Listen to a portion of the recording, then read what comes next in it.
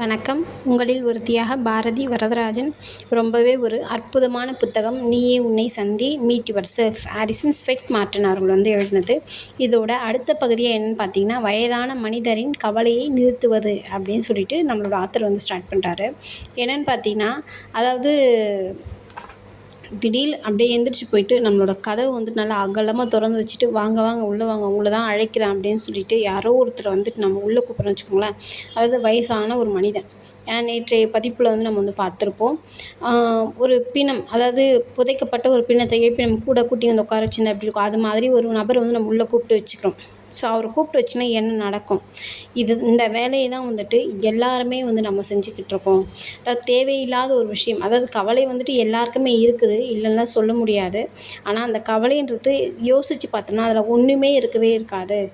நம்மளோட ஆன்மாவோட தேடல்ன்றது வேறு, ஆனால் நம்மளுடைய தேடல் வேறையாக இருக்குது. ஏதோ நடக்காததுக்காகவோ ஏதோ நாளைக்கு வேணுன்றதுக்காக நம்ம உட்காந்து கவலைப்பட்டுக்கிட்டு இருக்கோம் அப்படின்னு சொல்லிட்டு நம்மளோட ஆத்தர் சொல்கிறாங்க.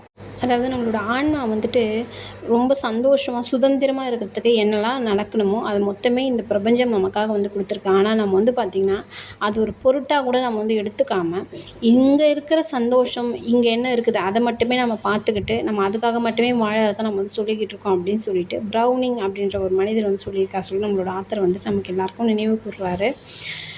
நிஜமாலுமே என்னென்னு பார்த்தீங்கன்னா, அந்த கவலைன்றது அவ்வளோ பெரிய எதுவுமே இல்லை. அதாவது நம்ம கஷ்டப்பட்டு தான் இப்படி தான் இருக்கணுன்றது அது நிஜமாலுமே கடவுள் நமக்காக விதிக்கப்பட்டது. ஏன்னா அப்படி ஒன்று இல்லைன்னு வச்சுக்கோங்களேன், நம்ம எதுவுமே செய்ய மாட்டோம்.